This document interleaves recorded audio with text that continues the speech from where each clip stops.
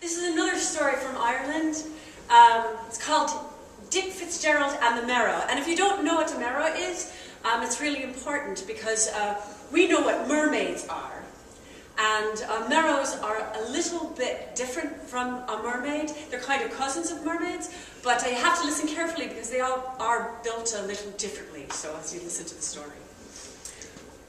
Well, Dick Fitzgerald was standing at the ocean on a beautiful summer morning, saying to himself, "Oh, such a beautiful morning. The only thing that would make this morning any better is if I could share it with someone I love." And there, off in the distance, sitting on a rock, Dick Fitzgerald saw the most beautiful creature he had ever seen in his life. She had long, wavy, green hair that she was combing, and she was perched up on that rock, and behind her was this great, big, muscular tail, just like a mermaid, curling up towards the sky. But stretched out in front of her were two long legs covered in scales, all the way down to her ankles, and her feet were there petting the sand.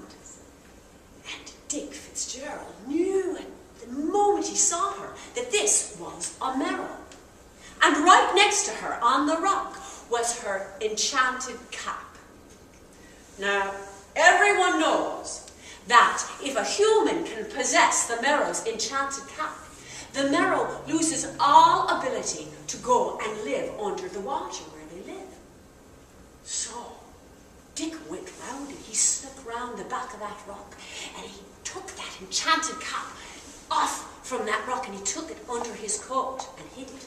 And then he went back again to watch that Merrow. And when the Merrow had finished combing her hair, she tied it up with a comb and she went to put her cap back in, and when she saw that it wasn't there, she started to cry. Like a little infant, she started crying.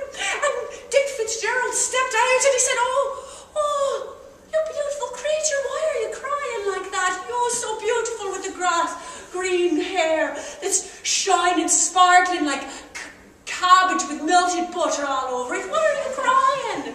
She said, as soon as she saw him, she said, Man, are you going to eat me? And he said, No, I'm not going to eat you. Who put that notion into your head? She said, Well, if you're not going to eat me, what are you going to do with me? And he looked into her turquoise eyes, and they were so beautiful.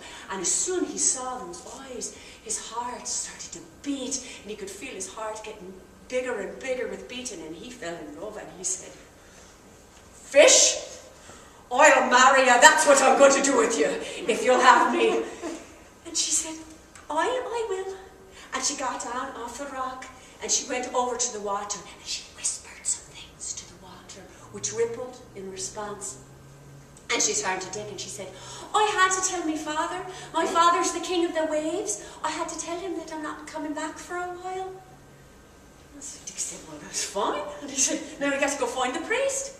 So they went out to find the priest. Now, when they found the priest said, Dick Fitzgerald, throw that scaly thing back in the water. Well, just send her back to her own people. And he said, Oh, but Father, she's so beautiful. She's as beautiful as the moon. He said, I don't care how beautiful she is. You can't marry her. She's a fish. And he said, Oh, but Father, she's the daughter of a king. He said, I don't care if she's the daughter of 10 kings. You can't marry her. She's a fish. He said, But Father, and he started thinking slyly. He said, Father, you've all that gold down there under the water. If I marry her, I'm going to be a made man. I won't make it worth your while.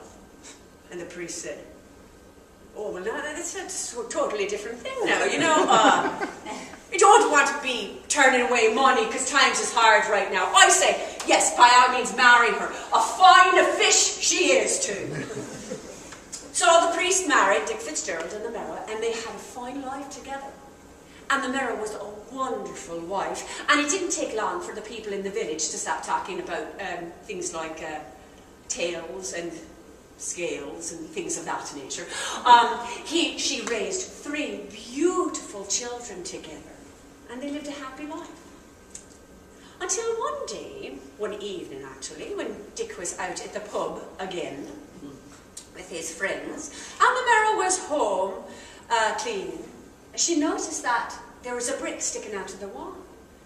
And she took the brick out, and there was a hole, and inside the hole she reached in and she brought out her own enchanted cap that Dick had stolen all those years ago. And she held the cap and she sat down and she started thinking about her father and her brothers and sisters and her life under the sea and her oyster bed, which was very different than the feather bed that she shared with Dick.